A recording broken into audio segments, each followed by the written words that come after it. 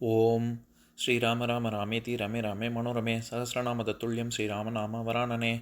உலகம் யாவையும் தாமுழா வாக்கலும் நிலைபெறுத்தலும் நீக்கலும் நீங்களா அழகிலா விளையாட்டுடையார் அவர் தலைவர் அன்னவர் சரண் நாங்களே.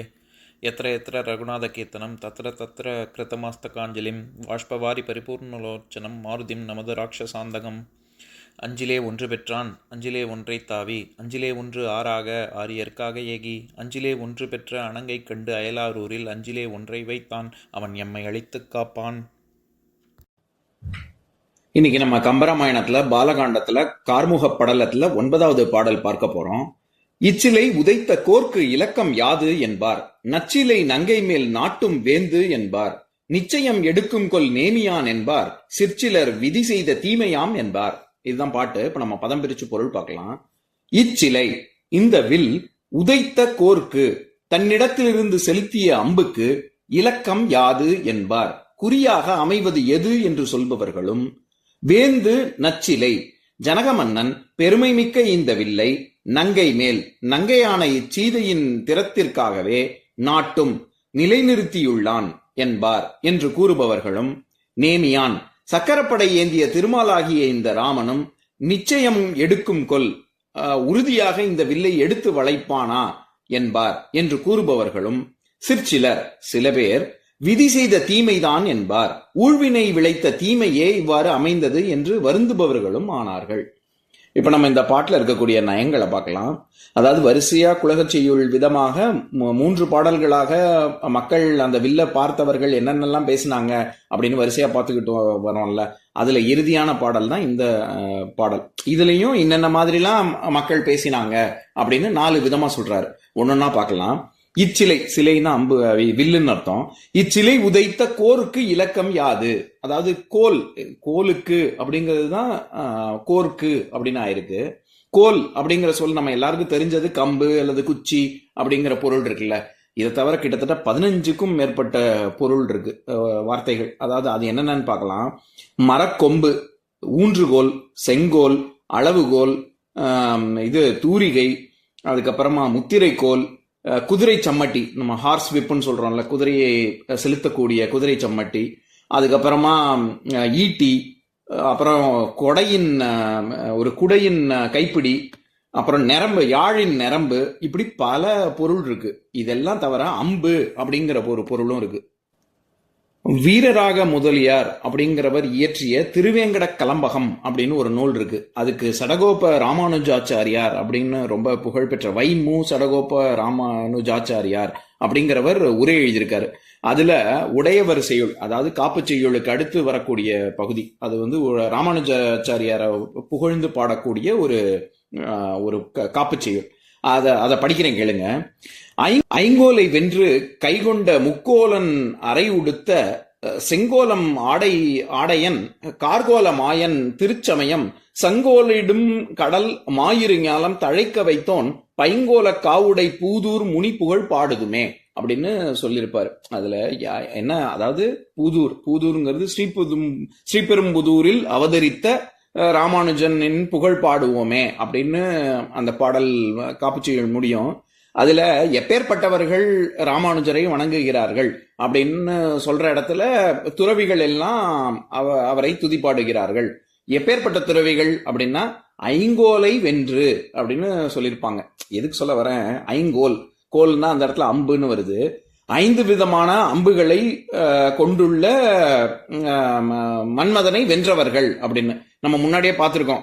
மன்மதனின் பானங்களானது தாமரை மலர், அசோக மலர், மாமலர், மல்லிகை மலர், நீலோத்பல மலர், இப்படி 5 விதமான அம்புகளையும் தொடுக்கக்கூடிய மன்மதனை ஜெயித்தவர்கள் இவர்கள், இது துறவிகள் அப்படின்னு. அந்த இடத்துல எப்படி கோல் அப்படிங்கிறது அம்ப குறிக்குதோ, அந்த மாதிரி இச்சிலை உதைத்த கோர்க்கு, இங்கேருந்து செலுத்தப்பட்ட அம்புக்கு இலக்கம் யாது என்பார். இதுக்கு சரி வில்லு இருக்கு, சரி, இதுல இருந்து தொடுக்கப்படக்கூடிய அம்புக்கு இலக்கம் எது அப்படின்னு சில பேர் கேட்கறாங்க அப்படின்னு கம்பர் சொல்றாரு. இந்த இடத்துல இலக்கம், இலக்கு, இலக்கணை, இலக்கணம், இது எல்லாம், இந்த எல்லா சொற்களுமே சமஸ்கிருதத்துல லக்ஷணா அப்படிங்கிற சொல், அதுதான் வேர்ச்சொல், அதுல இருந்து தான் வந்திருக்கு. இப்ப நம்ம தமிழ் இலக்கணம் அப்படின்னு சொல்றோம்ல, அதனுடைய இலக்கு, அதனுடைய குறிக்கோள், இந்த மொழியின் தாத்பரியம் என்ன அப்படிங்கிறதுனாலதான் அதை இலக்கணம் அப்படின்னே சொல்றோம். அப்ப சில பேர் கேக்குறாங்க, இந்த அம்பினுடைய இந்த வில்லினுடைய அதுல இருந்து செலுத்தக்கூடிய அம்புக்கு எது குறி எது அப்படின்னு சில பேர் கேக்குறாங்களாம். நச்சிலை நங்கை மேல் நாட்டும் வேந்து என்பார்.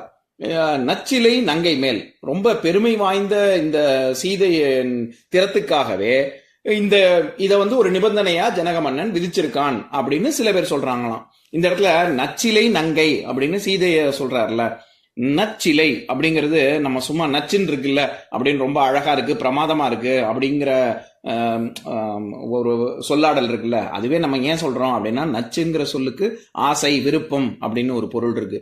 அதனால நம்ம விரும்பத்தக்கதாக எப்ப இருக்கும், ஒரு அழகு வாய்ந்ததாகவும் ரொம்ப பார்ப்பதற்கு பார்த்து கொண்டே இருக்கக்கூடிய விதத்துல இருக்கிறது தானே நம்ம சும்மா நச்சுன்னு இருக்கு, பொருத்தமா இருக்கு அப்படின்னு சொல்லுவோம்.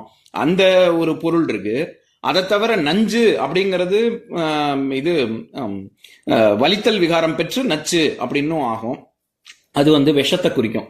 இந்த இடத்துல ரெண்டுமே அந்த பொருள்ல வரல. நற்சிலை அப்படிங்கிறது நல்ல சிலை, அந்த இடத்துல நன்மை அப்படிங்கிறது பெருமையை குறிக்கக்கூடியது. நன்மை மிகுந்த சிலை, அது நற்சிலைங்கிறது நச்சிலை அப்படின்னு விகாரம் பெற்று வந்திருக்கு.